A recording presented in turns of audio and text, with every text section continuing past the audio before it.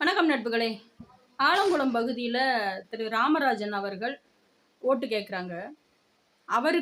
அவர் வந்து ராமராஜன் ஓட்டு கேட்குறது மாதிரி திமுகவில் நளினி அவர்கள் ஓட்டு கேட்குறாங்க. நளினி கிட்ட போயிட்டு கேட்குறாங்க, விஜயை பற்றி பேசுங்க. விஜயா? அப்படியா? அவர் யாரு? எனக்கு தெரியாதுங்க. ஏங்க, ஒரு இடத்துல ஒரு மனுஷன் ஓட்டு கேட்டு நின்றுக்கிட்டு இருக்காரு. தமிழகமே திக்குமுக்காடி போய் நிற்குது. அவரை தெரியல அப்படிங்கிறாங்க. இந்த இதே உங்க கண்ணுக்கு தெரியல அப்படின்னா திமுகக்காக ஓட்டு கேட்க வர்றீங்களே, அவங்க செஞ்ச அந்த பாலியல், குழந்தை சிறுமி பாலியல் இதெல்லாம் எப்படிங்க உங்க கண்ணுக்கு தெரியும்? நீங்க யாருக்காக ஓட்டு கேட்க வந்தீங்க? சரி, அதை விடுங்க. நளினிக்குன்னு தெரியல என்ன விஜய் யாரு அப்படிங்கிறதேவும்.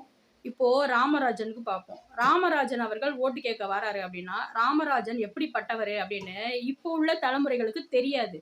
அவரை வந்து டவுசர் போட்டுட்டு பால் கறக்கிற மாதிரி நடிப்பாரு அப்படின்னு சொல்லிட்டு இந்த விஜய் டிவியில் இருக்கிறவன் நக்கல் அடிக்கிற மாதிரி இந்த மாதிரி தான் நீங்க தெரிஞ்சிருப்பீங்க.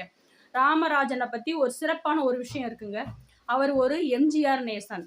எம்ஜிஆரின் மேல இருக்கிற பற்றுதல்னால அவருடைய ஒரு படத்துல கூட மது அருந்துற மாதிரியோ இல்ல சிகரெட்டு பிடிக்கிற மாதிரியோ நடிச்சிருக்கவே மாட்டாரு.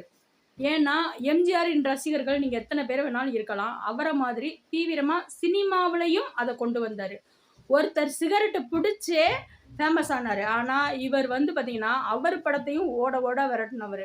அப்படி ஒரு சிறப்பான மனிதர். அந்த அந்த நேரத்துல உள்ள பல பெண்கள் இன்று விஜயன் மேல பாசமா இருக்க மாதிரி அப்போ வந்து ராமராஜனை அவ்வளோ பிடிக்கும். ராமராஜனை பிடிக்காத பெண்களே இல்லை அப்படிங்கிற அளவுக்கு இருக்கும்.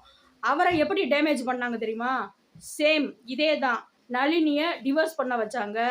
அடுத்து அபிதா அந்த சேது படத்தில் நடிச்சாங்கல்ல, அந்த பெண்ணு கூட கடைசியாக ஒரு படம் நடிச்சாரு. அந்த பெண்ணை வச்சு இவரை கார்னர் பண்ணி எப்படியோ ஏதோ ஒரு வீடியோ மாதிரி எடுத்து அந்த பெண்ணை வச்சு டைவர்ஸ் பண்ண வச்சாங்க.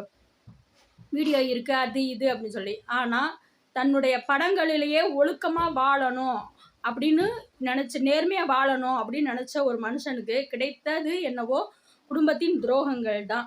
ஆனால் அவர் ஒரு நல்ல மனிதர். அவருக்கு ஆக்சிடென்ட் கூட பண்ணாங்க அவர் அரசியலில் நின்னப்போ. இப்போ அதே தாங்க விஜய்க்கு நடக்குது. ஆனால் அவர் விஜய்க்காக சப்போர்ட் பண்ணுறது ரொம்ப வரவேற்கத்தக்கது.